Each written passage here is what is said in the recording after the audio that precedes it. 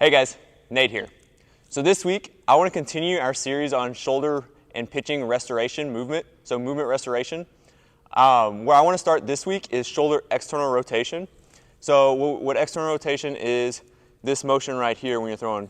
A lot of pitchers where you would see that is layback. So at max throw, here you see that shoulder get way back. That's where external rotation comes in. A lot of pitchers, once they get off the mound, you see them not be able to control that external rotation. So they may demonstrate it if somebody helps them out and get to that position, but they're not going to be able to control it and hold it at that end range. So that's what we need to make sure that we restore when somebody's external rotation goes out. So an easy way to look at it, after you get off the mound, wait a little bit and then lay on a table. You're going to go on your stomach with your hand out to the side, and then you're just going to reach your arm up. Notice how my arm gets a little bit better than 90 degrees or parallel with the ground. That's what we're looking for. What most people lose is if they go here, they get about 90 degrees, and then if somebody brings them up and pushes them a little bit more, that person's not getting much resistance from the thrower. They can move that thrower up just a little bit more. So that's the stuff that's the external rotation we need to restore. So from what I'm looking at, I'm typically looking at about 110 to 120 degrees of external rotation. So 110 to 120 degrees of that motion. What we really care about is how much internal, so rotation this way, and external we have together compared to your non-throwing side. Some studies have shown that if you are less than or more than 5 degrees different from side to side, so you have more than 5 degrees lacking on your throwing side, you are about 2.6 times more likely to get injured than if somebody was even both sides. So it is very important for us to restore any of that external rotation loss and external rotation control that we may develop after an outing. So a good place to start, we want to restore that tissue quality that we may have lost during pitching since it's a violent action. So one of the main areas that I think about is this pec area. So the pec typically locks up a little bit. It gets shortened, tightened after a throw, just because it got used so much in this external rotation. So a good place to start would be some soft tissue to it. And what you can do is grab a medicine ball, or a foam roller might be a little bit too wide, but a medicine ball does a great job of just isolating one area of the muscle.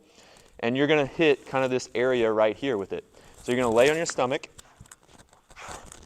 and just kind of roll that medicine ball back and forth. Try to find a tender point. And then once you do, you can cycle through some movements to loosen that up. So you can reach forward 5 to 10 times. You can kind of stay elbow not moving, but reach your hand up, just up and down 5 to 10 times.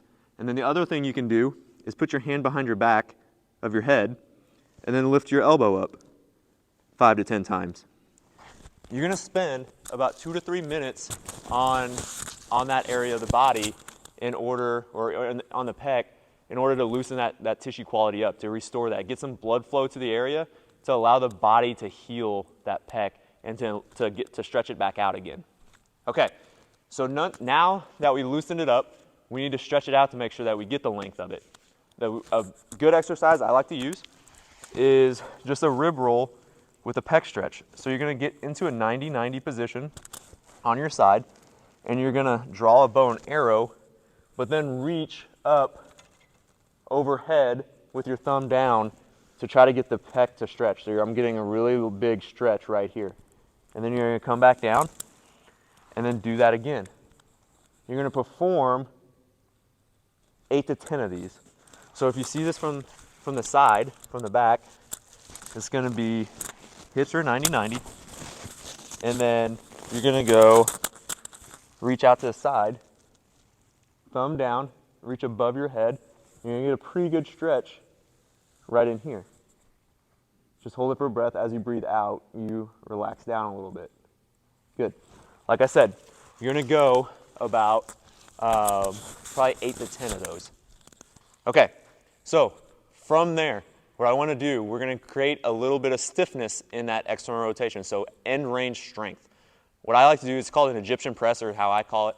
is you're just gonna lay on your back with your knees bent, and you're gonna go put a pad initially above your head, and then right next to your hips essentially. So from what you're gonna do, your elbows are gonna be 90 degrees from your back, and you're gonna want to essentially go into external rotation with this top hand, and make sure that your wrists can get onto that pad.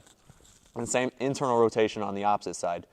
I want you to push your low back into the ground, and then both wrists are pushing into the pads while your low back is on the ground too. Your shoulders shouldn't spike up, they should stay on the ground as well. You're gonna hold that for about 5 seconds, and then relax. Do about 3 of them, and then see if you can remove that pad for the external rotation one, and go back a little bit farther. So you're here, low back in the ground, push your wrists into the ground without letting your shoulders come up. So if I was doing this from the other angle, you're gonna be on your back, shoulders at 90. One shoulder's going to internal rotation, one's going into external rotation, and you're holding it for about 5 seconds.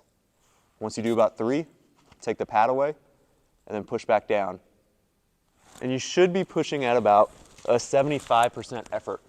So a total of 6 presses at 5-second holds and 75% effort on that. Good. Okay, so from there, so that's a little bit of a static hold, but now we want to go into dynamic. So go into and out of external rotation. So from here, what I really like to do is use the ground as a little bit of a feeling called proprioception or feedback for your shoulder to know where it's at. And we're just gonna go into that same kind of rib roll, but then try to get our hand behind our head. But the big key thing here is to make sure our wrist is pushing into the ground the whole time. So I'll show this from the back. You're still gonna go into hips 90-90 position and go into that rib roll where you can get your wrist onto the ground. So from here, I can hold onto my top knee so that doesn't go anywhere. I'm gonna really push my wrist into the ground as I'm sliding my hand behind my back. Notice that my shoulder, my right shoulder, does not come up off the ground either. It's staying there, staying on the ground as I rotate. So from the other angle, to see how my legs are set up, they're just gonna be in that 90-90 position. You're gonna come here, rotate, keep that wrist on the ground as you try to get your hand above your head. So for that, you're gonna go about 6 to 8 reps. And like I said, that's really getting into that max external rotation, that max layback with the thorax, the upper back in rotation as well. So 6 to 8 of those. Okay, so from there, what I really like to do is start working on the end range strength. So eccentrics, which is just like a slow return, have been shown to show really good stabilization at end range. So that's one thing I like to do after a throw. So what we can do is personally I like to use bands that you can hold on to. So with a handle, if you have J bands or anything, you can kind of just put them into a circle and then grab them with your fist or grab them with your grip. And then you're gonna go down on one knee. The band's gonna be straight ahead and your elbow should be propped up where it is about level with your shoulder, maybe just a little lower. And if I'm looking this way, the prop is just a little bit forward from me. So from here, what I want to do is use my other hand to pull me into max external rotation. So I hold it there and then slowly return back to neutral by a 5-second count. The other big thing here, what I want to do, I want to make sure I'm in a power position. So if I'm on one knee, your hips are going to be pulled up to your ribs without losing any height. So I'm going to be holding that the entire time I'm doing these reps, okay? So get in that power position, use your non-throwing hand to pull you into external rotation, and then you're going to slowly lower that back down, okay?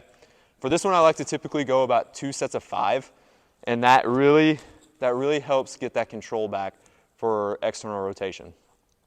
Okay, so the last thing I like to do is get the arm in a very stable position and create some perturbations, some movement through a kettlebell. So what I'm gonna have you do is you're gonna go grab a kettlebell of weight, of a little bit of about 12 pounds maybe, and you're gonna go, so if I'm a right-handed thrower, my right knee is up, my left knee is down, and my right knee is at about a 45-degree angle. So this is gonna be a half kneeling hip hinge, but I'm gonna really rotate my shoulder so that I'm getting stability and controlling that full rotation back and forth in a couple different positions. So where I'm gonna start, kettlebell locked in my fist. I'm gonna press up so that the top of my fist is up towards the ceiling. So from here, this is where I can kind of start those rotations. Again, belt buckle to your ribs, and I can rotate back and forth. This is really, really getting at my external rotation, but it's in a flexed position. Then from here, you can sit down into your hip and then rotate from here. So as far as you can, and back, and really try to control that end range. Almost, hold there for a second as you rotate. So rotate in, breath, rotate out, breath, and then come back down, and then rotate both ways. This is gonna really challenge that end range of external rotation when you're in that position. Okay, so give those a try, retest afterwards. So once you're done with that, lay back down on the table, rotate up, see if you gain any of that rotation that we lost during throwing. If you did, that's awesome. That's where we need to be. Keep doing these exercises after you throw in time for your next start or your next outing so that you're fully prepared to pitch again. If you haven't, maybe some of these work, maybe some of them didn't, but concentrate on the ones that definitely did. If you guys have any questions on these, feel free to reach out to me and give them a try and see how good you feel your next outing, okay? Thanks, guys.